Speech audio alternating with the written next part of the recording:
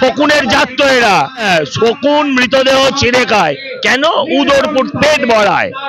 আর এই সমস্ত মমতা ঘনিষ্ঠ সন্দীপ ঘোষরা ওই মৃতদেহ নিয়ে ব্যবসা করে, কারণ ওরা পকেট ভরায়।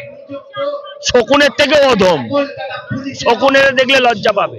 হসপিটালের ভেতর কে আনকনশাস আর কে মৃত, এটা যদি সরকার ডাক্তাররা বুঝতে না পারে তাহলে আর কিছু বলার নেই। কি আমি এত ভালোবাসায় বলতে রাজি না, আমি বলি মমতা তারাও বাংলা বাঁচাও। কি করে জানলো আনকনশাস? তাহলে অ্যাডমিট করলো না কেন? আর যদি আনকনশাস ছিল ডাক্তার তাকে অ্যাডমিট করলো না কেন?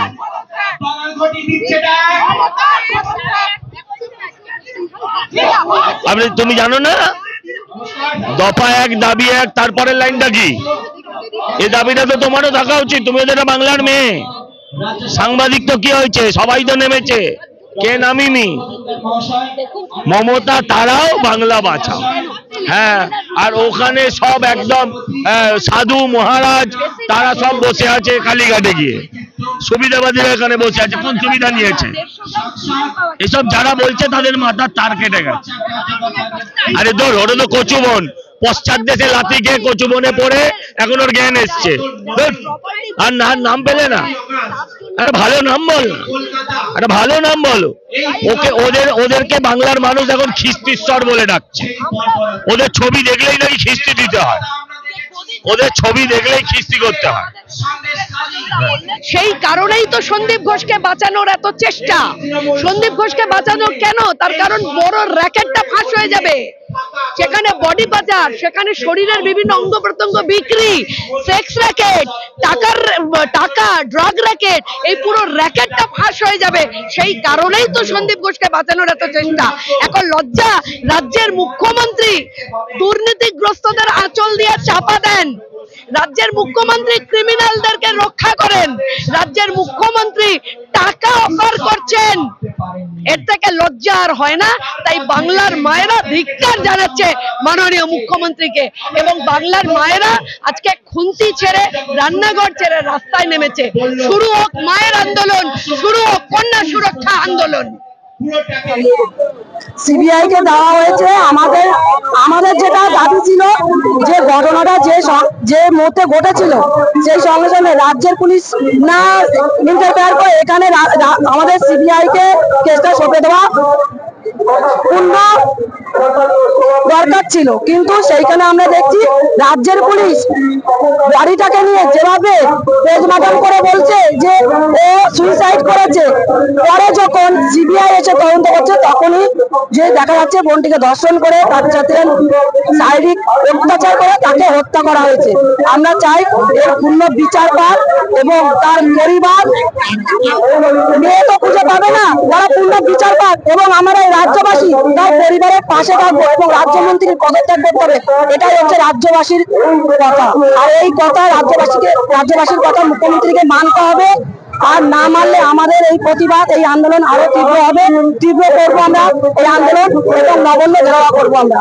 মেয়েদের রাজদখল, মেয়েদের অধিকার অবশ্যই, যেখানে রাজ্যের পুলিশ আমাদের সাথে থাকে না, যেখানে এখানে রাজ্যের মুখ্যমন্ত্রী একজন মহিলা, তিনি আমাদের পাশে রাখেন না, সেখানে আমাদের রাজ্যের মা বোনেদের রাত দখলের দায়িত্ব নিতে হয়। সেই দায়িত্ব থেকে বলছি, আর এই রাজ্যে মুখ্যমন্ত্রীর পদত্যাগ করা খুবই জরুরি এবং রাজ্যের মুখ্যমন্ত্রীর পদত্যাগ করতেই হবে। বিচার পান এবং অপরাধীরা শাস্তি পান এবং আমাদের রাজ্যের মুখ্যমন্ত্রী যে আজকে এত কালোবাজারি অপরাধের সাথে যুক্ত, আমরা চাই এই রাজ্যের মুখ্যমন্ত্রী পদত্যাগ করুক এবং আরো পদত্যাগ না করলে আমরা আগামী দিন নগণ্য ঘেরাও করবো এবং আরো তীব্র প্রতিবাদ জানাবো আমরা। এবং আর এই রাজ্যের যে পুলিশ মন্ত্রী, মুখ্যমন্ত্রী, পুলিশের চটি চাটা হচ্ছে, এই আজকের মুখ্যমন্ত্রীর চটি চাটা হচ্ছে আমাদের রাজ্যের পুলিশ। আর এই আগামী দিনে ভাড়া করা গুন্ডা দিয়ে মুখ্যমন্ত্রী কাজ করাতেন, আর এখন কাজ করছে রাজ্যের পুলিশকে দিয়ে ভাড়া করে। আজকের যে আজিকর হসপিটালে যে ঘটনা ঘটেছে, এই ঘটনার সাথে সন্দীপ দাসের সাথে সাথে রাজ্যের পুলিশও দায়ী এবং মুখ্যমন্ত্রী তার উপরে, তার মাথার উপরে হাত আছে মুখ্যমন্ত্রী।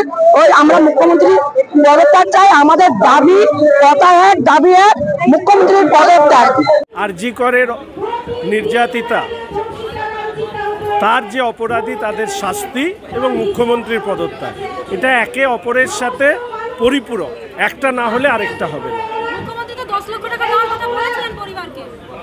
মুখ্যমন্ত্রী বিভিন্ন জিনিসের দরদাম নিয়ে তিনি চিন্তাভাবনা করেন, মেয়েদের ক্ষেত্রে হয়তো এরকম ভাবনা ভেবেছেন।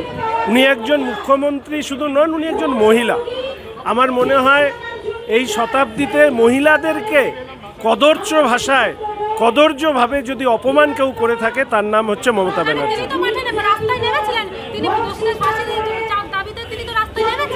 উনি তো ওনার বিরুদ্ধেই পথে নেমেছেন, এই জন্য তো মানুষ বলছে যে বাংলার লক্ষ্মীরা যখন রাস্তায় নেমেছে তখন বাংলার একমাত্র অলক্ষ্মী বাংলা থেকে দূর হবে। উনি মহিলাদেরকে কি চোখে দেখেন, কিভাবে দেখেন, এই বয়সেও ওনার চোখ কীরকম সেটা মহিলারা ওনার এই বক্তব্যে বুঝতে পেরেছে। ওটা আসলে পুলিশ মন্ত্রী ছুটছিলেন, পুলিশের এএসআই না, ওটা পুলিশ মন্ত্রী ছুটছেন মানুষের হাত থেকে বাঁচতে, মিডিয়ার হাত থেকে বাঁচতে।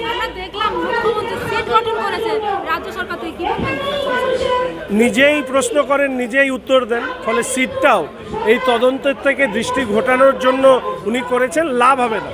মানুষ যেভাবে রাস্তায় নেমেছে একে আটকানোর ক্ষমতা রাজ্যের মুখ্যমন্ত্রীর নেই।